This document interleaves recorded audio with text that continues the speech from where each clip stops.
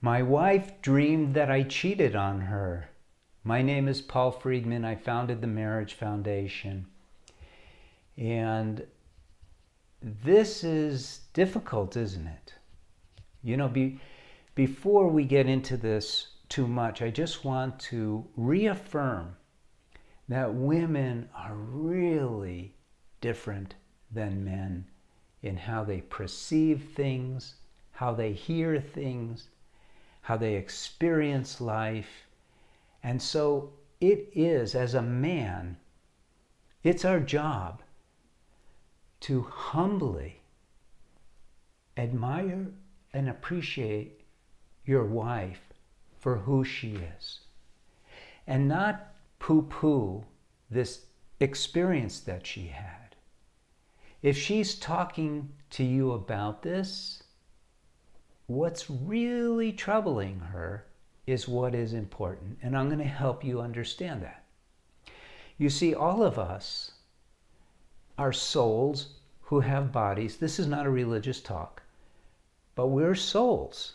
We have a body and we have a mind. And if you study correctly, even back in school, you know that the biological body is composed of an innate drive to survive, right? All of us are, until we control our own mind and govern our own instincts and habits, all of us are fighting this drive to survive because it manifests in different ways. It's biological, it influences the mind, and then the mind becomes drama for us. So, as a man, your drive to survive manifests into your being protective, your use of anger and confrontation, your willingness to stand up, and the sub-drive of procreation, where it's almost impossible to not notice females other than your wife. Now, you've trained yourself, hopefully, to not have second thoughts when your mind brings you to that place. But I'm only bringing this up as an example of how the drive to survive is a very real influence in all of our lives. In a woman's life, the drive to survive, in this case, where she had a dream about you cheating on her, is about her fear of losing you. And you can reason with her and it'll go past her, because women don't get reasoning the way a man does. A woman gets feeling, and it's up to you, because you love your wife, to communicate as best you can on that level. As a practical matter, I'm still a man, that means opening your heart, seeing her as a scared wife. You could even think in terms of, if your daughter was afraid, what would you do? You wouldn't go, oh, don't worry about that. You might do that with your son, but not with your wife or your daughter. You would say, honey, I love you so much. But it was so real to me, you don't understand. I'll never understand, because I would never even imagine being with another woman. You're the ultimate woman. You're the most beautiful woman, the most intelligent, the most heart. You're who I live for, and like that. You communicate not like a woman, but you're communicating with a woman. And that's what you do.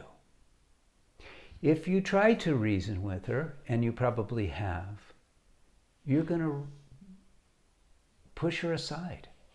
she's going to feel discounted, she's going to feel less than, and even more insecure. So that's how you handle it. Now, let's take a bigger picture look at this. And I need to tell you, these kind of things never go away.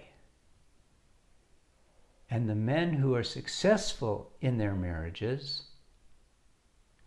help their wives without being critical, even subtly, without discounting them, without condemning this, without pooh-poohing it. And they watch these feelings that their wives have dissipate. And they don't bring them back up. You let it go. Your wife isn't perfect, but she's your wife.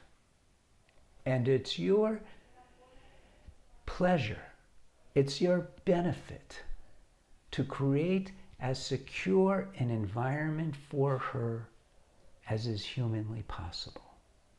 And then some. It could feel frustrating for you at times, but so what? You married her in order to be happy, happier every single day of your married life. And more importantly, to feel her unconditional love and your unconditional love. And that takes understanding and then training. And so for a limited time only, take advantage of my book, joking. But truly, I've done a lot of research about marriages, about women, about men, and all of the elements that come together to make a marriage amazing. And so it is useful to read one of my books. I'm not trying to pitch you on it. And there's a lot you can learn just by watching the videos that I produce. So subscribe to the videos and get a real feel, a real understanding of your marriage, so you get the real benefit. I liken this to somebody who's never seen a jet plane and they get a big jet, 737, and they live in it. It's parked. They don't even know it can fly. And so they live in it. Like cavemen. And that's what it's like when most people get married. They have no idea of what the marriage is capable of producing. And it's phenomenal. So get into it. You won't be disappointed if you get educated. So I'll leave you there. Blessings to you, blessings to your wife, blessings to your family. Take care.